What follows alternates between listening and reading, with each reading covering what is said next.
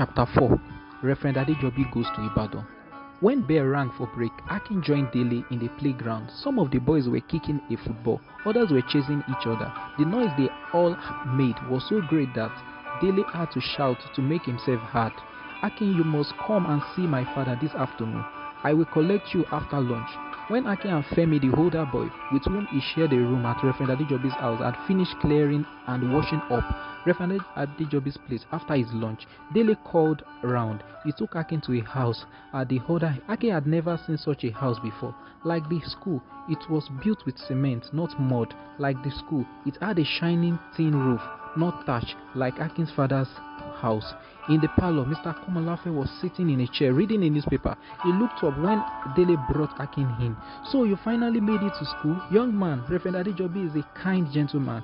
He will look after you well, but if you are ever in trouble, you can always come and see me. Mr. Komolafe was quite right. Akin never believed anyone could be so kind as Reverend Adejobi was. He never seemed to get angry like Mr. Diola about someone getting the that, and only Akin's arrival missing one boy in front worked for a job who lodged and fed them in return to pay their school fees, which was a term. But in those days, there was a lot of money. In a whole month, it was nearly what Akin's father earned for cocoa he grew. In addition, Reverend Adejobi bought them books and slates. Akin also learned to cook. For Mr. Adejobi had no wife, for he was still young. Every evening, Reverend Adejobi would sit in the parlor of his room, reading and making notes by the light of a hurricane lamp. He was studying for his London matriculation, so he could go for further education.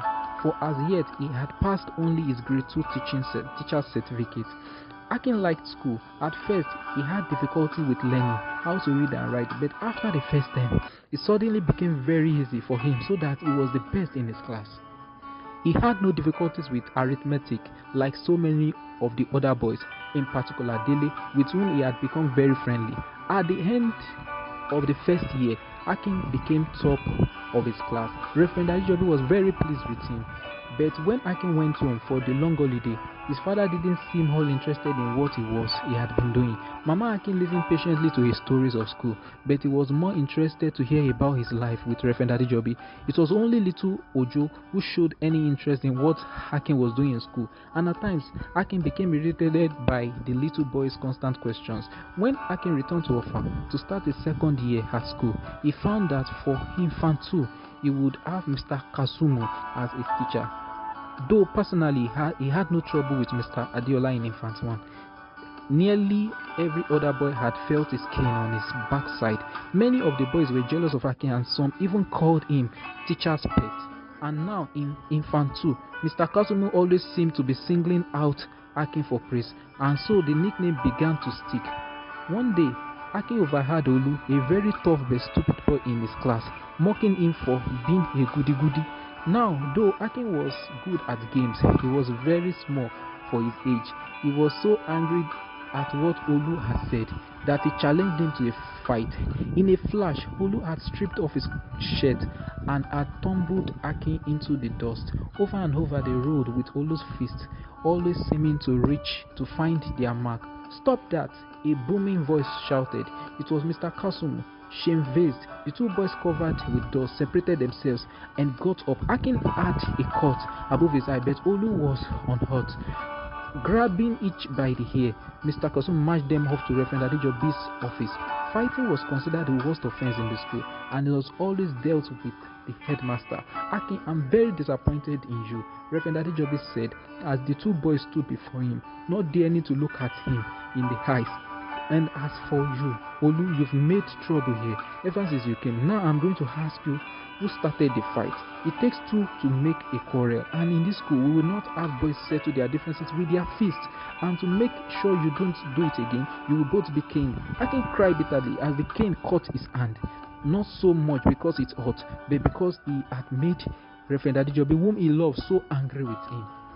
Soon, it was time for the school's holiday. Apart from the caning he had received from Reverend Adejobi for fighting, his year in Infant 2 had been a very happy one. He had come first in the examination and was to be promoted to Standard 1. He couldn't help being glad that Olu the bully had to spend another year in Infant 2. Also, he would now be in the same class as Dele, who was not promoted because he had been sick during the term before the exams. Akin had been home to Akoka every holiday. His father, he could tell from the remarks made, was still not happy about his going to school. When he took out books to read, his father would grumble to his mother, he would be much better off learning how to farm.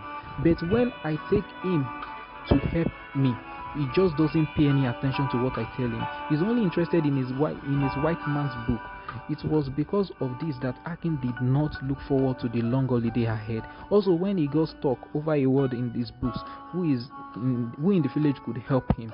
The day before the school was in breakup, Reverend Adejobi called Akin to his school. Akin, I'm afraid I have some bad news for you. Though it's good news for me, I have given a scholarship to the University College of Ibadan, where I shall be a foundation student, and so I won't be here next term. The new headmaster is married with 4 children, so there won't be a room for you in the house next year. It means your father will have to find money to pay someone to lodge and feed you. He will also have to pay your school fees, because while I am at Ibadan, I won't be getting any salary. Otherwise, I would have helped you myself. I'm really sorry. Akin stood there feeling completely lost. He feared he would have to leave school, for his father would never agree to pay his fees. Chapter 4.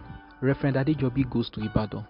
When bell rang for break, Akin joined Dele in the playground. Some of the boys were kicking a football, others were chasing each other. The noise they